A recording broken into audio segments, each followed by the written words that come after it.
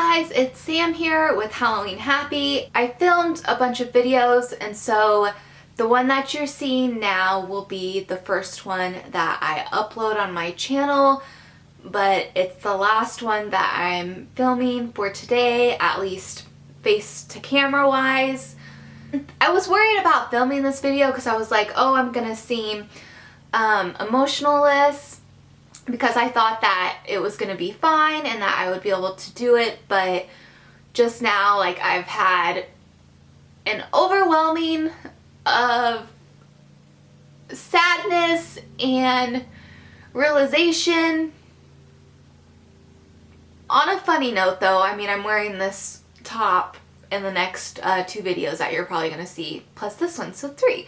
I guess this is like a life update. I don't really know what I'm gonna call it yet. I'm not really sure. And on another side note, I mean, I'm just rambling here, guys. It's May. It's towards the end of May, and I'm wearing a sweater. Like, what the heck? I'm not complaining at all. It's been totally gray and gloomy this whole week. It's been raining. It's been chilly. I've been loving it. The other day I wore boots, and I'm like, I wore boots and a sweater in May, and that's crazy in Kansas, guys, because it normally is hot. I wasn't really sure how I wanted to kind of talk about this or share this, I guess you could say, because I don't really want to talk a lot about it. I just wanted to share because some of you guys have been asking, and it's getting not awkward, but it's just getting weird. I'm like, I don't know what I'm supposed to say here. I don't know. So let's just kind of talk about my last life update, which was in April. And I was updating you guys. And okay, before I get started, like, I just wasn't sure. I was like, well, maybe I shouldn't say anything just because I don't know. I just didn't want it to look weird or seem weird or anything like that. But I feel like since I've had a few videos on my channel talking about it, so I'm like, well, I can't just do those videos and then just leave it be. So I feel like this is kind of like a closing of that chapter. Last update that I was letting you guys know, and I'm just kind of leaning over, so I hope you guys don't mind that. The last video, and I wish I could close my eyes because this is weird talking to the camera about this. Okay, so last video that I did, I was giving you guys an update on how my mom was doing, and I told you guys that we found out that the cancer came back in her brain.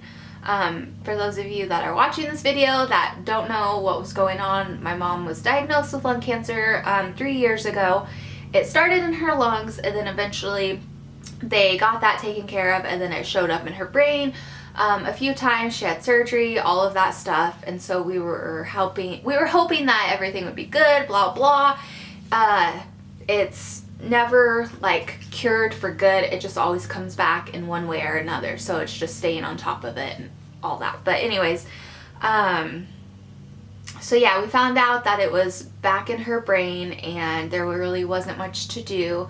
I know that some of you guys know this, so sorry, I'm just spewing words out. So I told you guys that she decided, and that we decided, that she was just gonna let it take over things and just let it run its course. And so I had told you guys that we called hospice in, and surprisingly, a lot of people don't know what hospice means when you talk about hospice, and that is end of life care. That means that a medical team is coming in. You have, treatment has been exhausted. There's no other form of treatment that can be used, so you're just pretty much preparing for life to end. And like, some of my friends, when I told them that hospice was in the picture, they didn't really get that, which I didn't think of, because I just knew that hospice meant that, so I don't know. Anyways, And Denali's behind you guys, so if you hear her jingle, it's because she's right there. So that was like in April. So it's May. It's the end of May, and I was living with my mom, taking care of her. Hospice just came in like a few times a week just to help me with some things that I needed help with, to give me a break, although I was helping them to give them a break. Yeah, and someone's mowing outside, so maybe that'll kind of break up the tension in this video, but sorry if you can hear that. So like 2 weeks after I uploaded that video, I think, I could kind of tell that things were continuing to decline with my mom's health, and you know, each day seemed to go by really slow, and then like the next week, at the beginning of the week, I could tell, like, you know, well, this is changing. And so she, you know, like I had to carry her more out of the bed into the wheelchair, help her up to the restroom a lot more. I mean, she couldn't walk by herself. She couldn't even use her walker. Like, we had to eventually just put her in the wheelchair and everything like that. And then soon it got to the point of where she couldn't even get out of bed. So, but we had the hospital bed at her house, so that helped me a lot. Anyways, and this is just really weird. I can't even believe I'm making this freaking video. So yeah, so like the weeks leading up, you know, I was kind of taking care of things that I needed to get taken care of, because I knew that eventually, you know, she would pass. She wouldn't be here anymore. And so, like, I was just,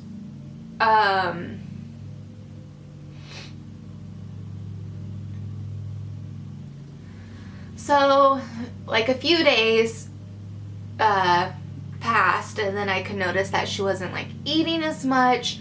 She wasn't drinking that much. Her voice was getting more quiet. One of the hardest things that I had to do was call all of these people up that I didn't know. I was afraid that they would think I was stupid. I was afraid that they would be mean to me and I would cry, because I had a lot of questions about a lot of things regarding end of life stuff that you need to take care of before the person's gone. So yeah, I was like very afraid to get a lot accomplished, but I don't know, like, it just, I felt like like it happened to work out, because I was so afraid that I kind of did things like really slow, you know, and she kind of like kept at a steady pace while I was doing everything slow. And I was like, just, dear Lord, I was like, please just, just wait until I get this figured out. I just need more time, blah, blah. And then once I started getting everything in order and in line, like, that's when her health started declining, like, super fast. And I was like, holy crap, like, I just want to stop doing all this. It's really weird. But so anyways, a few days, you know, before, I was just hanging out with her and making sure that she knew, like, everything that I wanted to tell her. Just making sure that, and it's like, I'm sad, obviously, but I don't know. But before, like, I'm just rambling, sorry. But before, what people don't understand, I think, because sometimes I felt like people thought I was moving on, and I'm slowly dealing with it, but like before, I mean, I knew that this was going to happen eventually, so I started processing her dying, even though she hadn't died yet. So it's just been like a long time coming. And so whenever I started cleaning out like stuff and doing everything, I mean, I cried, I kid you not, like at least 20 times a day, and I just broke down like every few minutes of trying to get stuff done and just having a mental breakdown, emotional breakdown. It was just a lot to deal with. She was talking, you know, I was talking to her, and she's like, do you know how much I love you? I was like, how much, Mom? And she's like, I love you so much, very much. And I was like, I'm gonna make that into a bracelet. Because you guys know I like my beaded bracelets. But I had bought some like beads and stuff like that I had over her house, and I would just make bracelets like whenever I was hanging out with her, because I always have to be doing something. And so I made this bracelet when I was sitting next to her, and it's this new one here, but the paint has chipped off of my stars. But it's just the letters ILYSMVM. And I was like, I'm gonna make this bracelet, and then that way I have it, and every time I look down at it, I'm gonna think of my mom, and she's gonna be with me. So it's, I love you so much, very much. And I was like, I love you so much, very much, Mom. And then Saturday, like, my brother came to visit my mom, and like that whole weekend she just kept asking. She was like, when do I get to go home? And I'm like, well, whenever you want to go home, Mom, like, you're almost there. I was like, it's just up to you whenever you're ready. And like a thing that she always said that she would miss was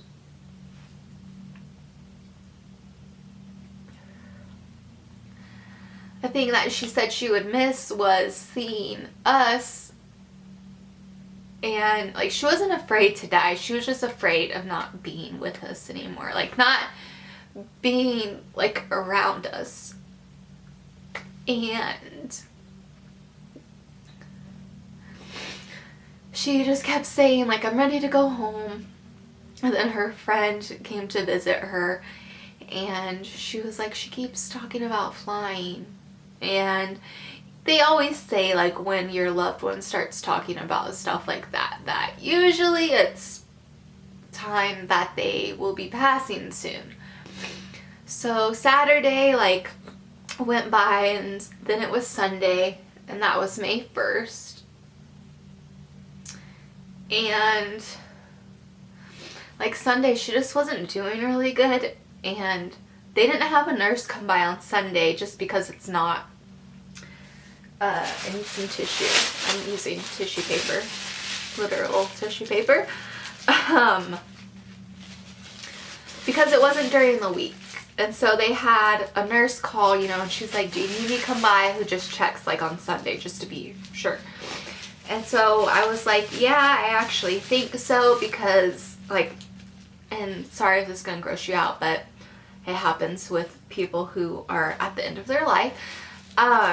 They tend to get a lot of mucus buildup like in their mouth.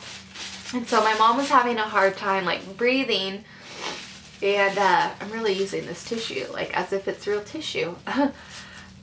They have like all this mucus buildup, and me being asthmatic, like I know what it feels like when you have that. And when you feel like you can't breathe, like it's the worst feeling in the world. Every minute that goes by feels like it's a second, or every minute that's going by feels like it's an hour.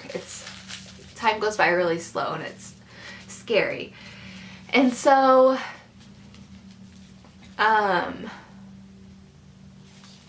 so she came by, you know, and she was like, well, just continue giving her this, this, and this. Everything is happening how it's supposed to be. She's not suffering. It sounds more distressful to you than it does her. And I was like, well, that's fine. I mean, I'm that stuff doesn't worry me. I just want to make sure she's not suffocating or choking. And she said, no, she's not, even though I feel like she was. But so that was like early Sunday afternoon, and her friend came by again, and I was just talking about how like whenever it does happen, when she passes, I didn't want to be by myself. So I was like, I hope like Donnie will come by, or somehow it works to where I'm not alone, because I was like, I can't be alone when that happens. So it was like 1:30 or something like that, and so her friend was over and stayed a little bit, you know.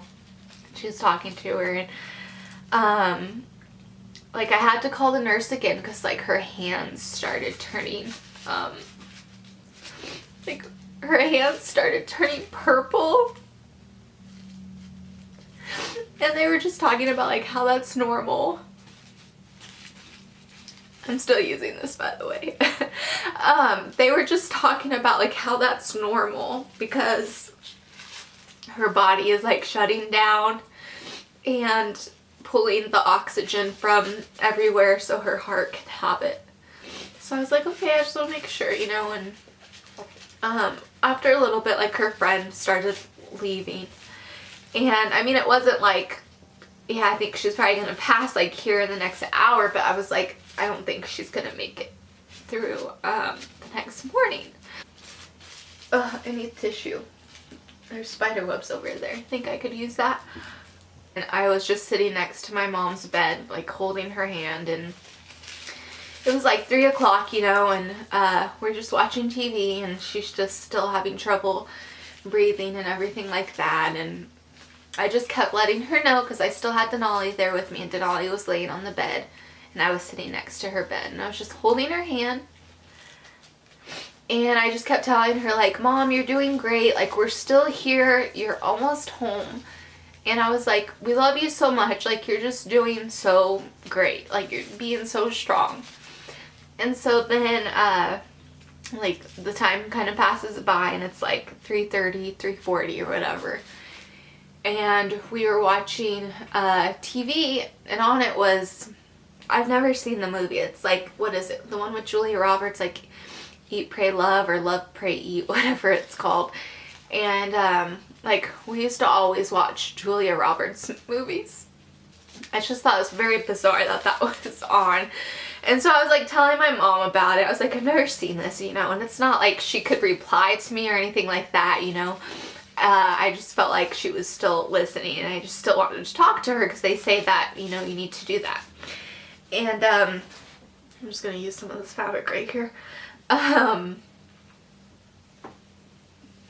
So I was talking to my mom, you know, and I was like, I feel like it's about to happen, you know, because you just get that gut feeling. Everyone told me that when it happens, I will know.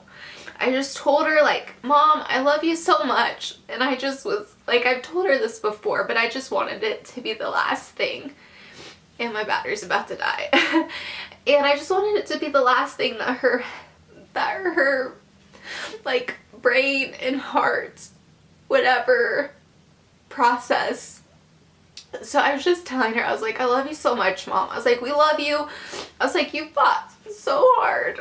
Just telling her, like, I was so grateful for everything that she's done. So I was like, if you're ready to go, I was like, you can go. And I told her, I was like, be sure to tell Grandpa and Grandy that I said hello because they're passed away, her parents. And I just said, I love you and I will see you later. And right after I said that, she took her last breath. And then like that, she was gone. She ended up passing away on May 1st. And to plan her funeral, like the pastor that did it was out of town, and it was Mother's Day weekend that next weekend. And so that just made it even more tough because I was like, wow, I can't believe like that's the first Mother's Day that I'm gonna have without my mom. And so we had her funeral the day after Mother's Day, and it was just really hard. I was really surprised because a lot of my friends and like people that I knew came to support me, and that just meant so much to me. I wasn't expecting anyone to come because I didn't want to like ask people like, hey, can you come to my mom's funeral because I need you there. I didn't want to be a bother. And you know, I asked some people to speak at my mom's funeral because I knew it would mean a lot to her, and they did, and everything that they said just made me aware even more so of how much I am like her. Like they were just talking about how she didn't like to ask for anyone's help. She didn't ever want to be a bother to anyone, and just talked about what a hard worker she was and how much she loved her children, and just how happy she was all the time, and how brave she was, and how strong, and how she always kept going. And it was just really nice to hear. And a lot of my friends were like, you're just like your mom. Like I can see that you're just like her. And they're like, that sounds like you that everyone's talking about. I'm like, I think that too. Like, I thought that the whole time they were talking about her. I'm still using this fabric to wipe my nose. I'm sorry. So yeah, it's just been very hard to deal with. I'm still crying a lot of times. I'm slowly trying to get back to my routine of things, and there's been a few friends that I've met on YouTube and Instagram that you guys are checking in on me, and I really do appreciate it. And I just didn't know, because you guys kept asking me like, I hope your mom's doing well, how's your mom? And it's like, I just didn't want to be like, oh, she's not here. So I just thought I could just make this video and just kind of talk about it out loud, because I've been holding it in, although I've been like crying a lot and talking to Donnie, so that's helped a lot too. But it's just going to be something that I have to process for a while and just kind of learn to live without her. And like, I've had some dreams about her, and I have to like talk out loud so it feels like I can talk to her, because there's a lot of times when I reach for my phone just to call her, and I'm like, wait, I can't call her. I do find comfort in knowing that she's in a better place and she's not suffering anymore, and she gets to spend time with her parents who she's missed for so long, and she's missed them so much. So I know that she's watching over me and that she's with me, and I just hope that I can continue to make her proud and make her laugh with my weirdness. I would always make like these funny faces to her, and she would just crack up.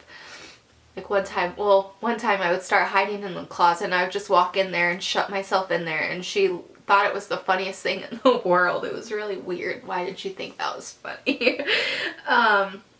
But yeah, so that's it, I guess. Thank you so much for watching and listening and sending encouragement and telling me to continue to be strong. I really do appreciate it.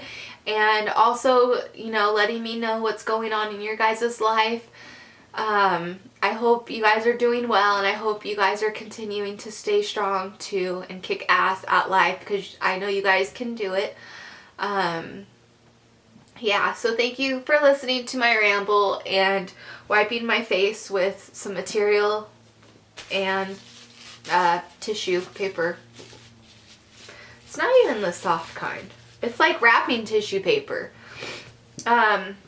Anyways, I hope this video finds you having a Halloween happy kind of day. That's probably weird to say when it's a really sad video, but Halloween will be here soon, and my mom loved Halloween. She loved horror, scary things, so she definitely passed that love on to me, and so I will continue to celebrate her life living with my Halloween heart on my sleeve.